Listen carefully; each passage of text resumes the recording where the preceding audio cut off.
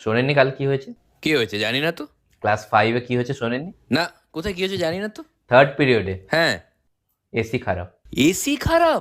AC খারাপ 5-6 মিনিটের জন্য হলো আলাদা ব্যাপার, কত মিনিটের জন্য? 7-8। এ বাবা। মানে আমার বাবুটা ঘেমে গেছে পুরো। বাড়িতে গিয়ে বলছে পাপা পাপা আমার না মাথা ঘোরাচ্ছে। ইস, ও মাই গড। কি অবস্থা, উপরে ফ্যান ঘুরছে, নিচে আমার ছেলের মাথা ঘুরছে। কি করে বাতাস লাগবে বলুন? ওর মাকে গিয়ে বলছে মাম্মা মাম্মা আমি পুরো ঘামে ভিজে গেছিলাম। ওর মা তো প্রচন্ড রেগে গেছিল, রেগে পুরো রেডি হয়ে আসছিল। আসেননি উনি? না এলো না, বাইরে যা রোদ, ওর মা আবার ঘামে ভিজে যাচ্ছিল, তাই বাড়িতে ঢুকে গেল। আর আমার ছেলে যা লাজুক, ও যদি বাই চান্স অজ্ঞান হয়ে যেত ও তো বলতো না কিছু। আমার ছেলে একবার বাড়িতে অজ্ঞান হয়ে গেছিল, মানে অজ্ঞান হওয়ার পরেও বললো না যে পাপা আমি অজ্ঞান হয়ে গেছি। অজ্ঞান হওয়ার পরে তো কথা বলা যায় না। ও কেউই বলে না। আচ্ছা সবারই এই প্রবলেম তাহলে? মানে বাচ্চাকে কি এই জন্য স্কুলে পাঠাচ্ছি যাতে ও ঘামে ভিজে যায়? আচ্ছা, ওই স্কুলের সাঁতারে ভর্তি করেছেন? সাঁতার তো শেখানোর ইচ্ছে ছিল, কিন্তু আমরা যেটা খোঁজ নিয়ে জানতে পারলাম যে জলে শেখাবে।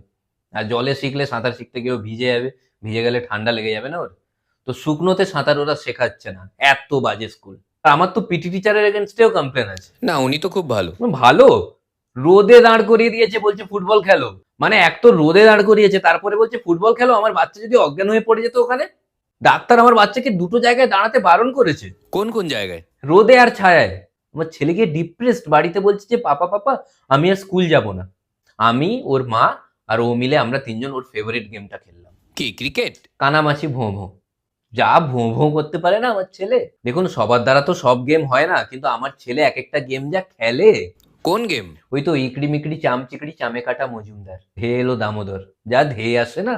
সবাই কি আর ফুটবল খেলতে পারবে বলুন? ক্রিকেট কেমন খেলে ও? ক্রিকেট আমার ছেলে খুব ভালো খেলে। ও শুধু একটাই প্রবলেম, শর্ট মেরে না ও ছুটতে পারে না, মানে বাইরে ছোটার অভ্যেস নেই তো, মানে সবার দ্বারা তো সবকিছু হয় না।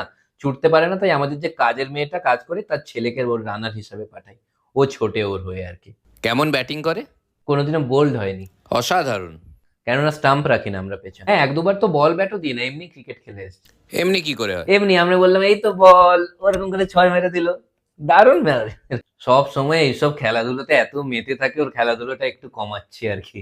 মানে ক্লাস 5 হয়ে গেল, আর মাত্র 7 বছর পর উচ্চ মাধ্যমিক তো।